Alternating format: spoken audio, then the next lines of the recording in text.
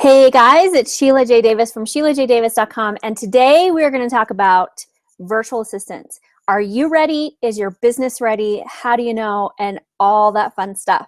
So first, let me just tell you a little bit about myself.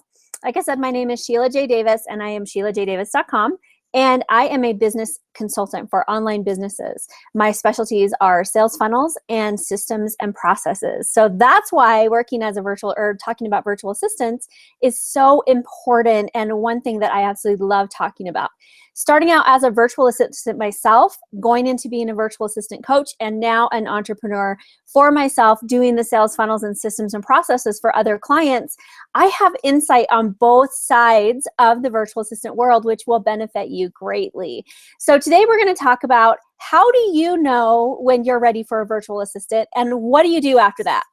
Okay, so the simple answer is, do you feel like you have way too much on your plate? You're not getting enough done. You have your clients aren't getting the attention that they need, and your business isn't getting the attention it needs. But more importantly, do you feel like you absolutely have to have help, but you can't afford to get help, but you can't afford not to get help? That's the simple question that you need to ask yourself. Let me say that again. You can't afford not to get help, but you can't afford to get help. And if you are in that little window, do not wait any longer. Two things will happen. Your business will fail, or it won't grow if you don't get a virtual assistant. So you have to buckle down. You're going to have to tighten up your bootstraps, find a way to make the money, or to have the money, or get it from somewhere to hire a virtual assistant, because this is the ledge, people. You're either going to fly off that ledge and your business is going to grow, or you're going to fall off the edge and it's just not going to grow. So when you're in that window, it is time for a virtual assistant. That's the first thing you need to decide. Once you have made that decision, then what? Okay, so this is where you are. This is where a lot of business owners are right now. You can't afford to have one, can't afford not to have one. So now what do you do? Well, let me tell you, I'm going to save you tons of money if you do these things. Now, the steps I'm going to give you, simple 4 steps. It will take time. It won't take a lot of time, but it will take some time on your part, but you will save time and money, and you will be able to hire the virtual assistant of your dreams if you do these few steps. So let's just talk about what those steps are. I'm going to share my screen with you, and I'm going to share with you just the most simple things that you need to do. And like I said, it's going to take some time. I would do this first step. I would take maybe 3 days to 2 weeks to decide to work on this first step, okay? This is really important. If you have not already done this for your business, this is the beginning of your SOP, your operations manual, whatever you want to call it. This is the very beginning, and you need to do this. So for the next 3 days or so, up to 2 weeks, every single time you do something for your business or for a client, you're going to write it down on this simple task list. Just take it around with you everywhere you go, have it sitting by your desk, put it in a Google Doc, however you want to do it. Simple task list with a little box in front of it. Now, this task list is going to include things like billing clients, scheduling appointments, getting up sales pages, doing website edits, blog posting, all of those kind of things. That's what's going to go on this task list. Super simple list of things that you do every day for your business for the next 3 days to 2 weeks. And super simple, right? After you get this list done and you feel like it's pretty complete, and you'll probably be adding to this list your entire business, okay? But this is just the beginning. The next thing you're going to do, now that you have created your task list, is you're going to go back through the task list, and you're going to write down the number 1 in that little box. You're going to write down the number 1 for every single task that simply cannot be outsourced, okay? This is a task that you do, like a discovery call with your clients. That's not something that you can outsource. That's something that you have to do for yourself.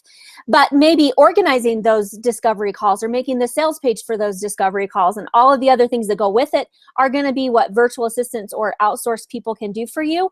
But put a number 1 by all of the tasks that only you can do. Then you're going to put a number 2 in that little box for all of the tasks that you do not like doing. Okay, a lot of entrepreneurs absolutely love writing blog posts, but they hate getting them up, finding the images for them. They hate, making sure it's published on all of the social media and then maybe recycled every 6 months.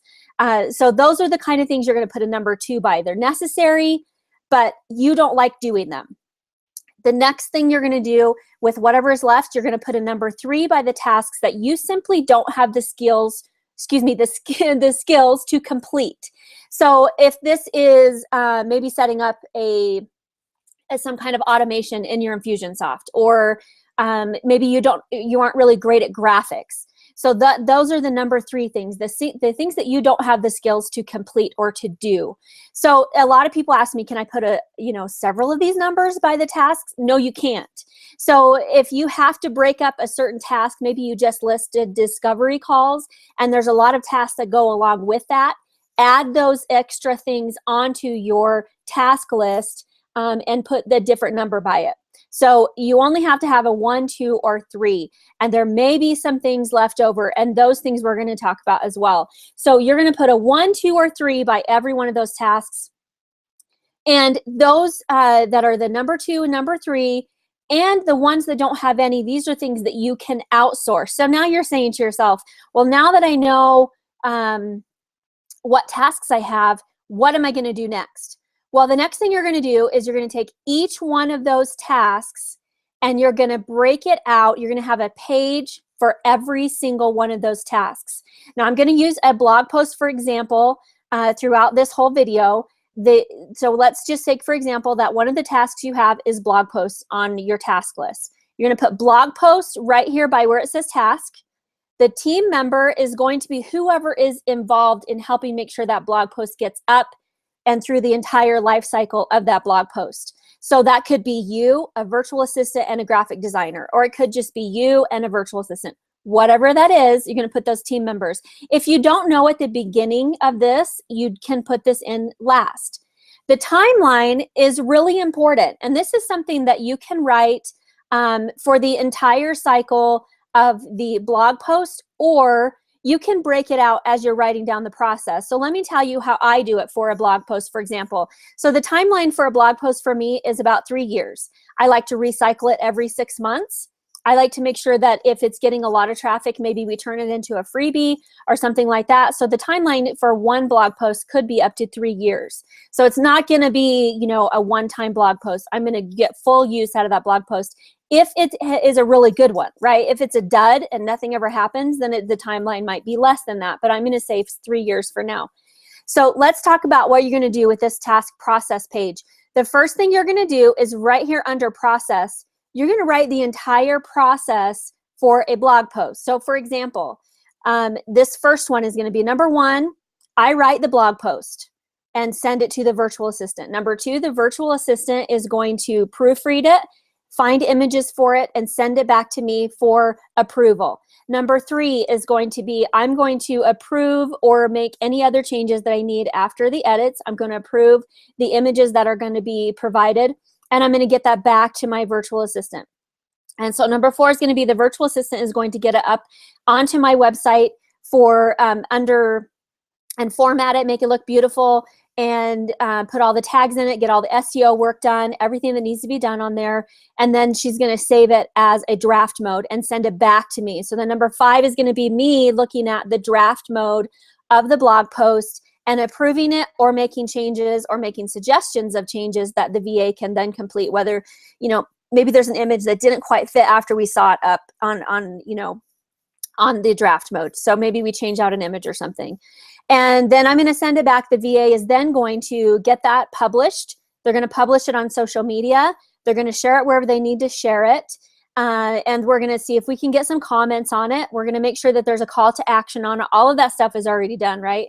So by breaking up this timeline, what we would do is like number 1 is day 1, number 2 is day 2, number 3 is day 3, number 4 is day 4, that kind of thing. So from the time that you write a blog post up until it is published and what happens after, those things happen in pretty quick consecutive order. Typically, you can get a blog post done in that process in about a week to 2 weeks, depending on how long it takes for you to get your work back and forth with your virtual assistant.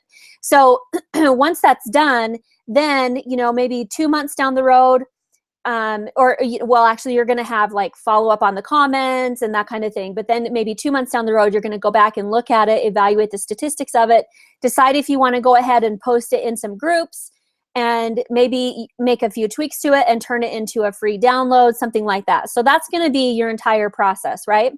So once you get that entire process written out, the next thing you're going to do is look at the resources and skills that it takes to do that process. So they need to know WordPress, they need to know editing, they need to have, you need to write down where you want them to get the images from. Maybe the skills that they have are graphic design, social media, and those kind of things. So you're going to write down all the resources and skills, okay? So this is step number 2. You're going to do all of this for each thing. And I would just go ahead and start with the tasks that are listed number 2 on your task list that you don't like doing. I would start with those. You don't have to have this entire process, this done for every single task on your list before you contact a VA. But the things that you're thinking in your mind that you want to outsource, like the number 2s and 3s, you definitely want to have those done before you start reaching out to a VA. And let me tell you why. So once you complete these steps and you have your processes and resources in place, the next thing you're going to do is make a list of qualifications that your virtual assistant needs. Okay, so we're going to use those task processes that we just created, and we're going to say that the things that they must have are 1, 2, and 3, whatever they might be. And then you're going to use these little boxes to number them of which ones are most important. And then once you get that list, because you already know the processes, you need to know that they know how to download an image, they know how to upload it to WordPress or resize it, whatever the must-have qualifications are going to be. Then you're going to add the helpful qualifications that they need. For example, that maybe you want them in your time zone. So when you're communicating with them, you know what time zone they're in. Or maybe if they're in another country, you don't have to wait 12 hours for a response from your VA. The other things you want to consider for your helpful processes are going to be maybe a certain number of years of experience, the hours that they're available, and those kind of things. So those would be the helpful qualifications.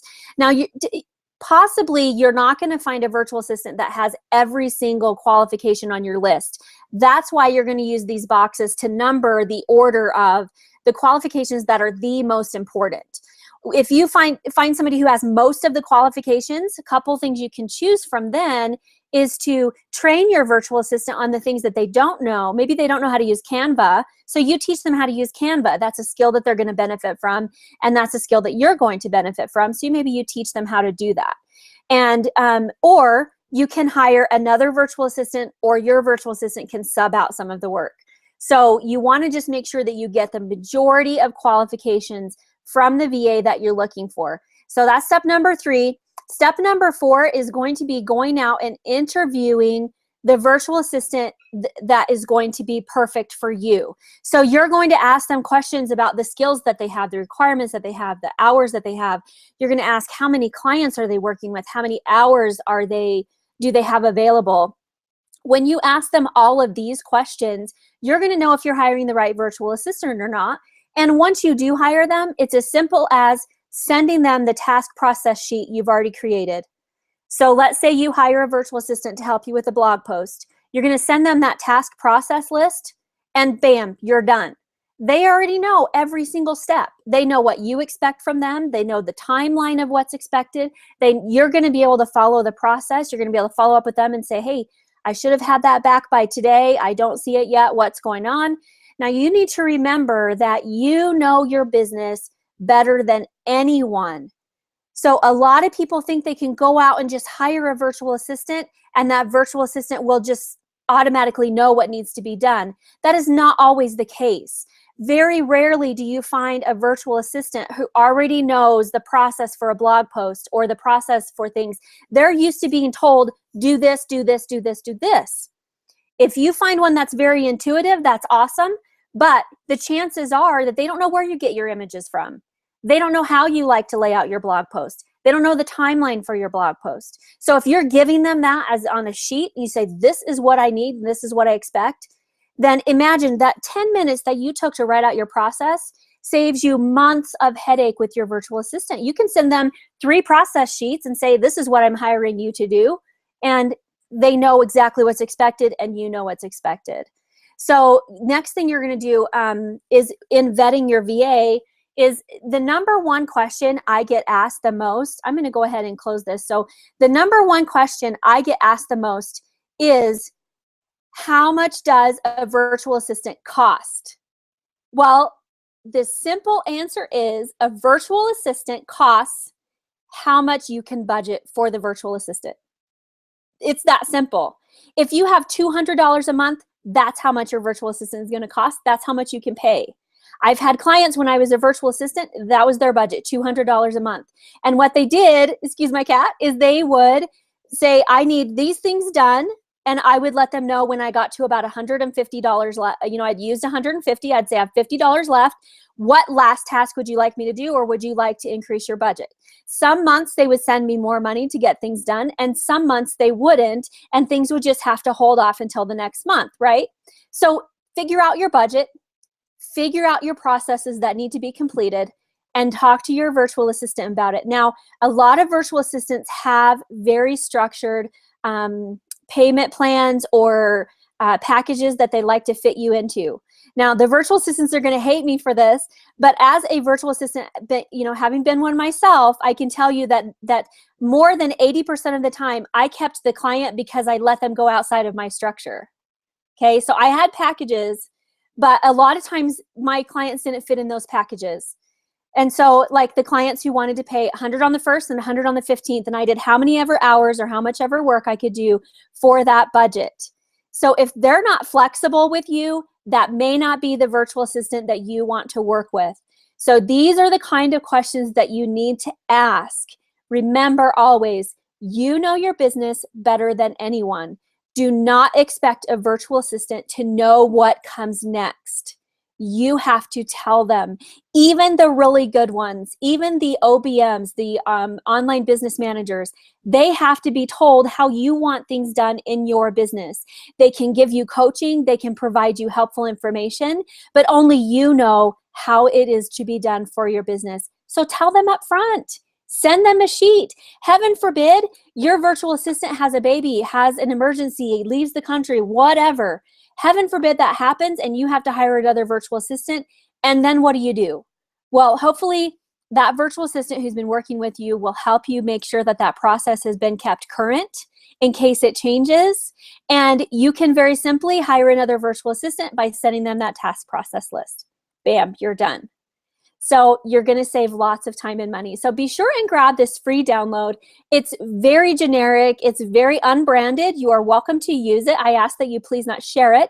But you know, you didn't have to give me your email to get it. But what you need to do is just use these really simple forms, write out your processes, write out your tasks, write out your requirements, and then you can contact a virtual assistant.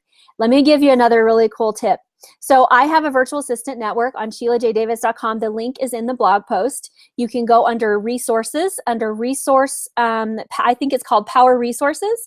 And that is my virtual assistant network. I don't make any money from this network. It's simply a service that I provide. These are virtual assistants that I know, trust, have trained, have worked with, have coached, and all of those things. So if you need one, go look for one. You can contact them directly. No need to contact me.